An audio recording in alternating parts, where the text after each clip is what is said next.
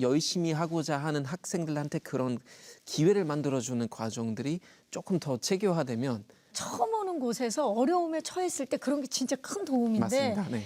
그 5천 명의 응답자 중에서 학생들이 한국에서 나는 살고 싶다. 유학생 졸업자 94명이 지역에 정착하게 되었다. 이렇게 오. 말씀드립니다.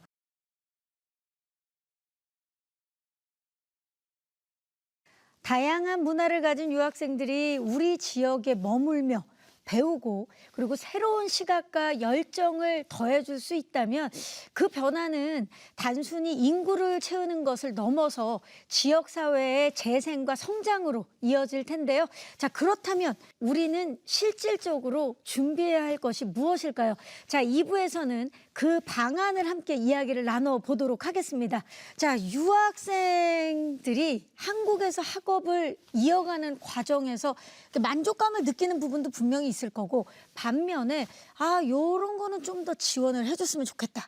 좀 이렇게 아쉬운 부분들도 분명히 있을 텐데 우리 다니엘은 한국에서 유학생을 오래 했잖아요. 네. 좋은 거는 얘기를 많이 했으니까 좀 아쉬웠다. 요런 게 좀 더 뒷받침되면 좋았겠다 하는 것 좀 시원하게 얘기 좀 해주세요. 물론 이제 저도 졸업한 지 지금 11년 전이니까 아마 우리 그 중에 사이 졸업한 게 제일 빨라요. 그런가요? 아마 어쩌면 그 사이에 많이 바뀌었을 수도 있는데요.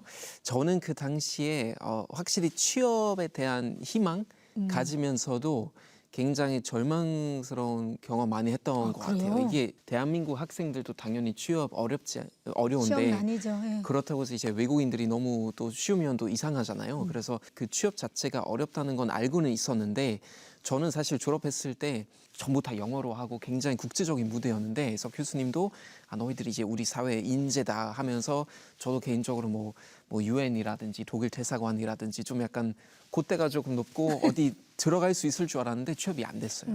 그래서 결국 이제 어떤 문제가 있었냐면은 비자가 만료됐죠. 그래서 비자가 만료돼서 독일 돌아갈 수밖에 없었어요. 여기서 정착하고 싶었는데 그 취업 관련된 그런 문 열어주는 좀 열심히 하고자 하는 학생들한테 그런 기회를 만들어주는 과정들이 조금 더 체계화되면 좋겠다라고 생각했었어요. 그 당시에는. 그게 이제 중요했었고 저는 이제 전공했으니까 그나마 괜찮았었는데 사실 제일 큰 문제는 이거 영어권도 아니고 하니까 사실 언어 장벽이 굉장히 컸죠.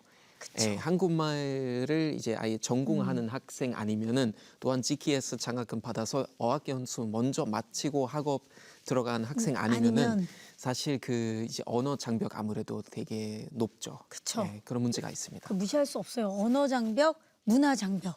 일단 언어가 좀 원활하게 돼야 또 문화에도 자연스럽게 녹아들 수 있기 때문에 그게 좀 이어지는 거라는 생각이 드는데 자, 유학생들이 언어와 문화에 적응할 수 있도록 좀 제공할 수 있는 지원 방법이 있다면 뭘까요, 교수님? 대학들은 다 어학원을 한국어 교육원을 운영하고 있습니다. 그죠, 어학당. 그리고 어학당을 운영하고 있고 또 한국에 입학하려면 굉장히 엄격하게 저희가 토픽 3급 또 토픽 4급 일정 기준들이 분명히 있기 때문에 이 한국말이 배우기가 굉장히 어렵지 않습니까? 그래서 다양한 한국어 교육 프로그램이 대학들은 있고 그리고 또 외국에도 한국 교육원이 있기 때문에 외국에서도 한국어를 일단 접하고 들어올 수 있는 시스템은 이미 다 구축이 되어 있는 것 같아요.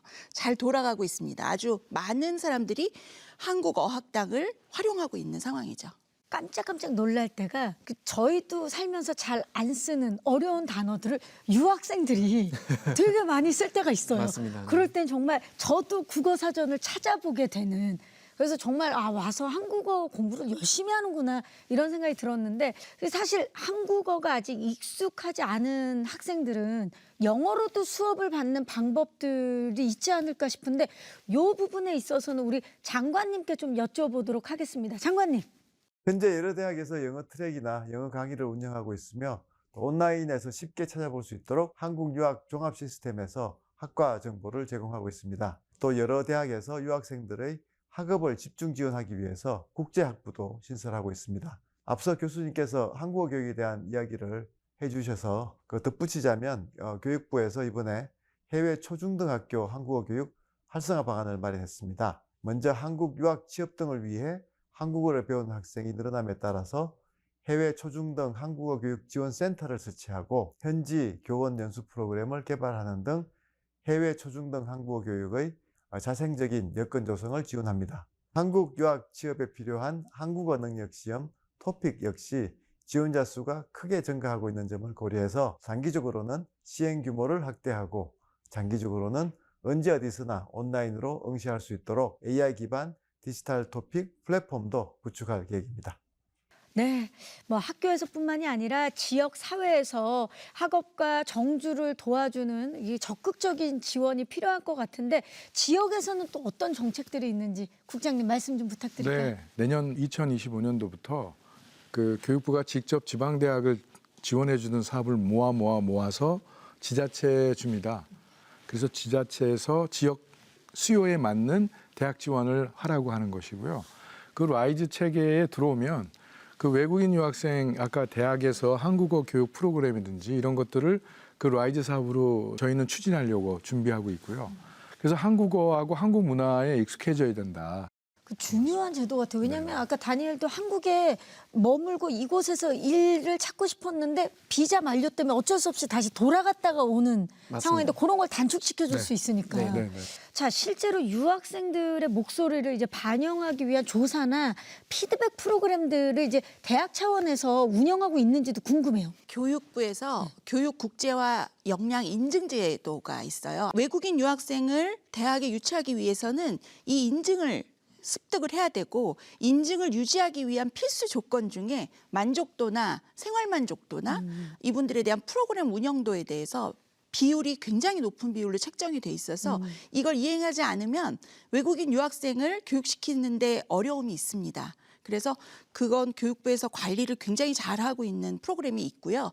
그래서 이 80% 이상의 학생들이 응답할 수 있게끔 철저하게 매년 관리가 전국적으로 되고 있는 상태이긴 해요. 다니엘도 학교 다닐 때 내가 뭔가 지금 어려움이 있고 뭐 모르겠고 그럴 때 학교에서 도움을 요청해서 바로바로 그런 피드백도 좀 받았나요? 저는 교환학생 때는 그랬었어요. 그러니까 왜냐면은 그때 이제 큐바 프로그램이라고 해서 약간 버디 어시스턴스 프로그램 있었어요. 그러니까 아까도 이제 국장님 1:1, 말씀하신 것처럼 예. 맞아요. 1:1 멘토링 프로그램이 있었는데 그때는 정말 도움이 많이 됐었고 그리고 이제 석사 때는 아예 그 GKS 프로그램 통해서 공부했기 때문에 다 관계자들이 계셨고 그래서 되게 편하게 어려움을 극복할 수 있었어요. 맞아요. 정말 내가 태어난 나라가 아니라 처음 오는 곳에서 어려움에 처했을 때 그런 게 진짜 큰 도움인데 맞습니다. 네. 저는 궁금한 게 다니엘이 학교 공부를 마치고 사실 자국으로 돌아갈 수도 있는데 내가 이곳에서 일을 하면서 대한민국에 남아야겠다라고 생각한 이유가 뭡니까? 독일보다 비가 덜 오고 독일보다 음식이 더 맛있어서 라고 할 수 중요해요. 있는데 중요합니다.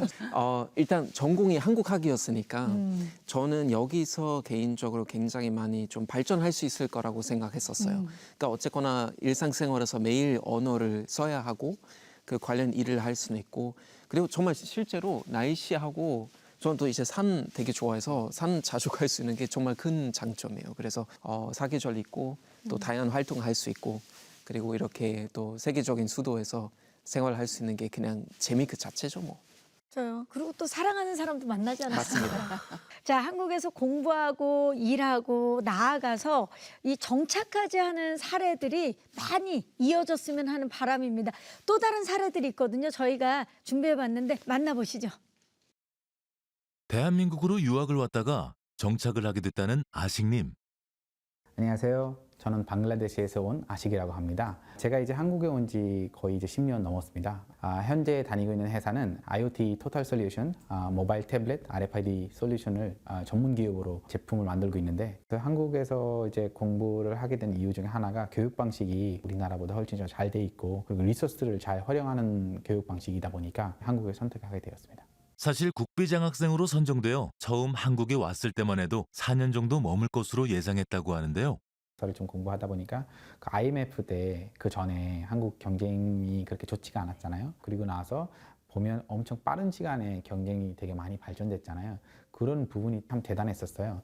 그래서 한국 경제가 어떻게 돌아가는지 회사를 다니면서 배우고 가는 게 낫지 않을까라는 생각이 때문에 취업을 하게 되었어요.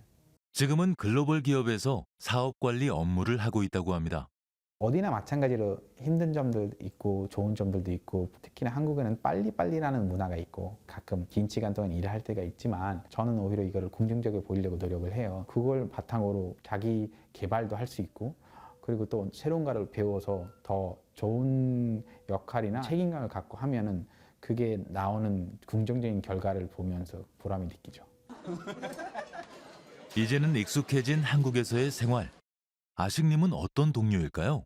사적인 얘기를 할 때랑 업무 얘기할 때랑 되게 다르거든요. 그래서 진지하고 되게 프로페셔널하게 업무를 하는 편이고 해외 영업인 만큼 시차가 달라서 밤늦게 미팅하는 경우도 많은데 아식님은 항상 지치지 않고 유쾌한 모습을 보여주시는 분입니다.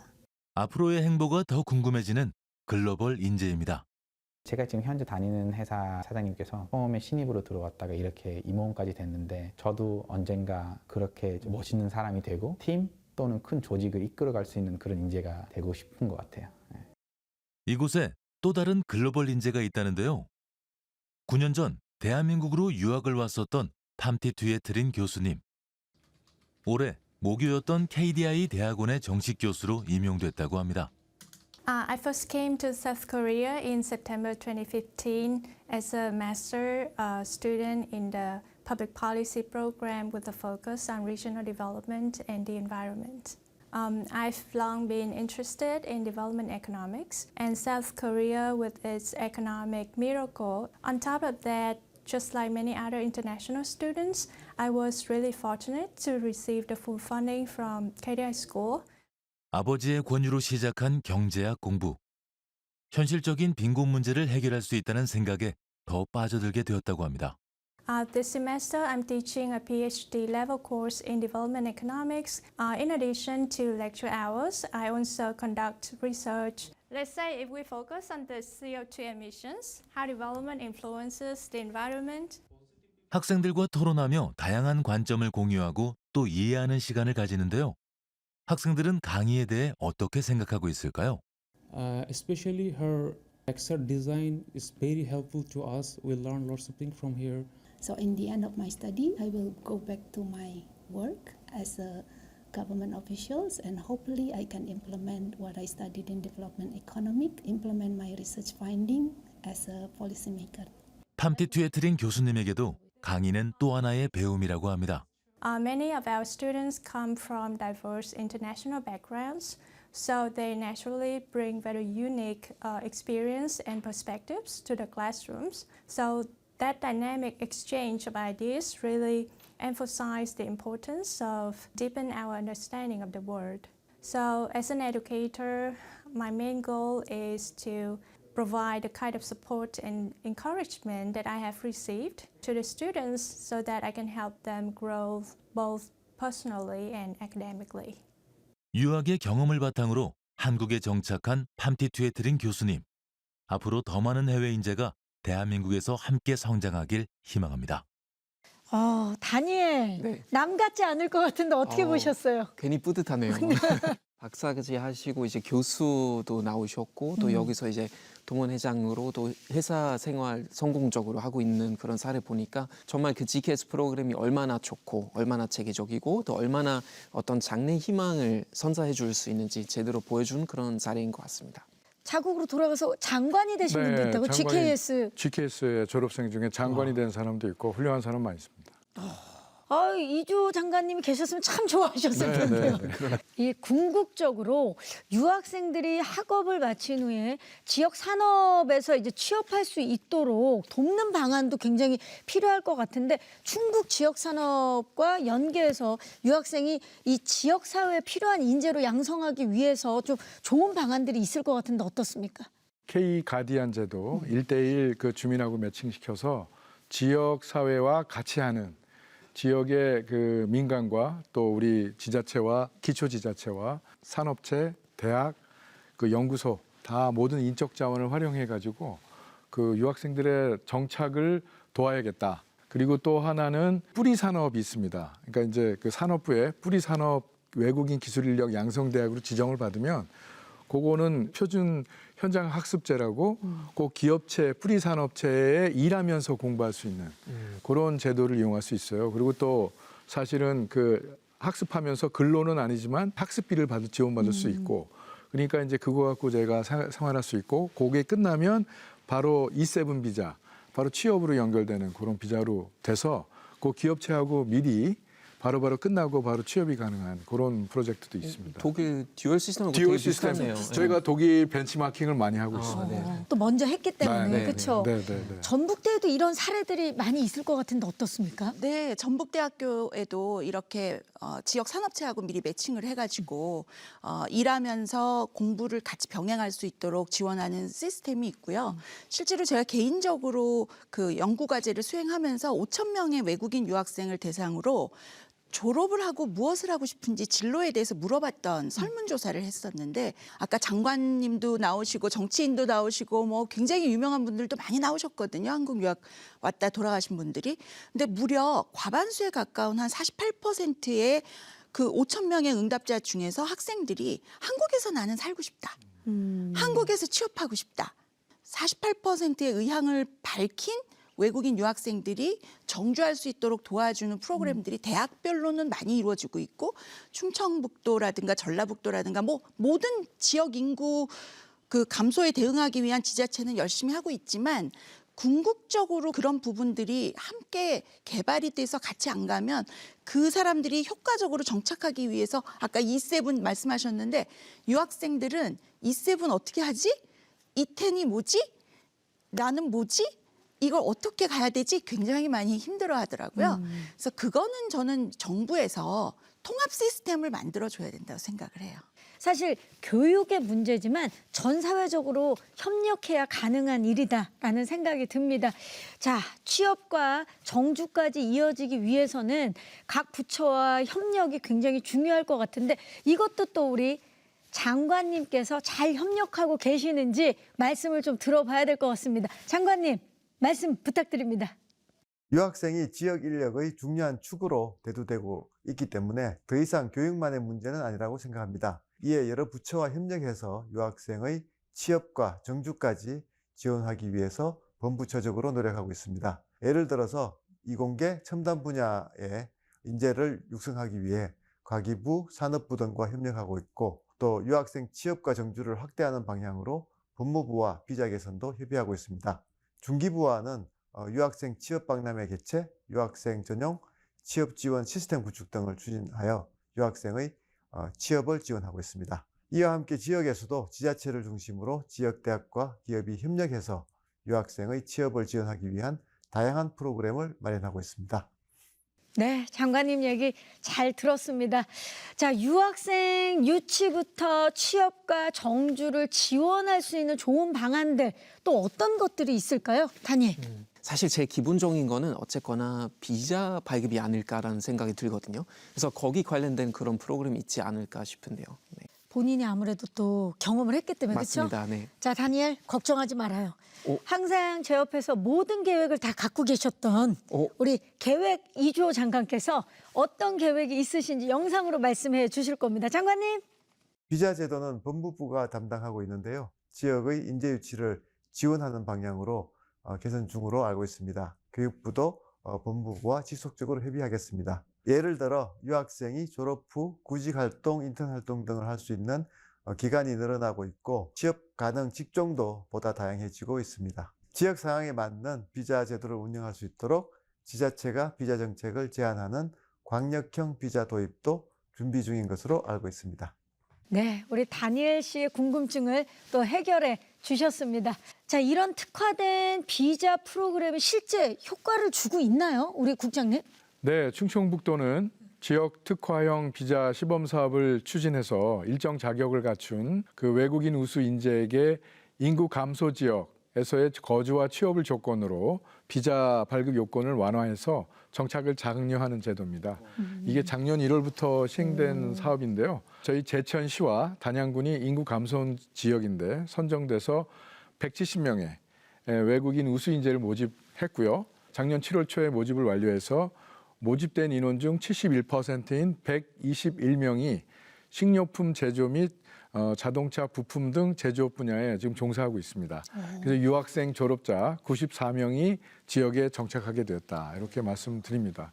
또 타 지자체에서 저희 충북으로 또 온 인원이 109명이 더 있습니다. 그래서 109명이 전북에서 왔는지 모르겠지만 경제 활동 인구 확충과 인구 감소 지역 활성에 기여했다 이렇게 말씀드립니다.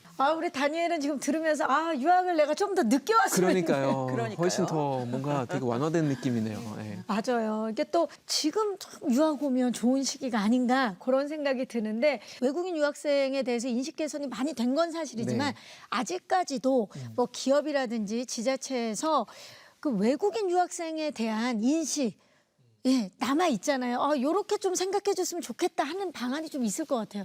독일 사례도 말씀드리자면 사실 이 외국인 유학생들이 없었더라면 아마 경제적으로 훨씬 더 힘들었을 거라고 저는 봐요. 정말 많은 외국인 유학생들 유치해가지고 경제적인 효과가 어쨌거나 있었기 때문에 계속 이런 지원 프로그램들 이제 또 유지됐잖아요. 그래서 이런 부분이 굉장히 중요하고 이제는 또 어떤 게 필요하냐면 그 네트워킹 되게 중요한 것 같아요. 앞으로 필요한 네트워킹. 그러니까 이를테면 이제 아데코라는 단체가 있는데 이제 그 전에 뭐 이를테면 대한민국의 국무총리도 거기 이제 회장했었는데 이제 독일 말로 알룸니 네트워크 도이чланд 코리아인데 이게 한국 독일 그 동문 네트워크였다가 지금은 정말 한국하고 독일 관련된 모든 일을 하시는 분들이 그냥 들어가면 되거든요. 유학생들도 그렇고.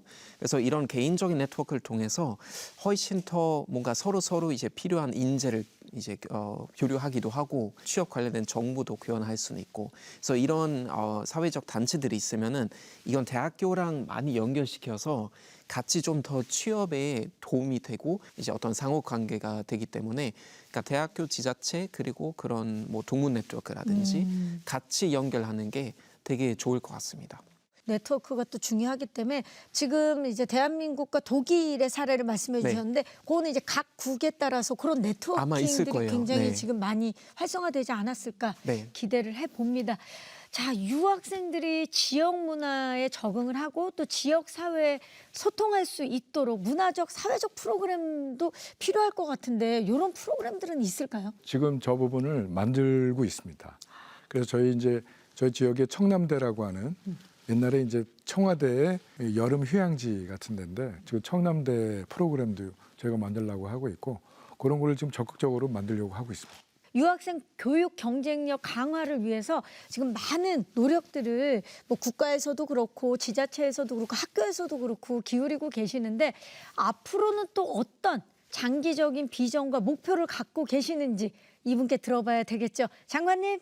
네, 2027년까지 외국인 유학생 30만 명 유치 목표를 달성하기 위해서 우리나라의 우수한 대학들을 해외 인재 양성의 허브로 발전시켜서 세계적인 유학 강국 유학생 수 10위권으로 도약하고자 합니다.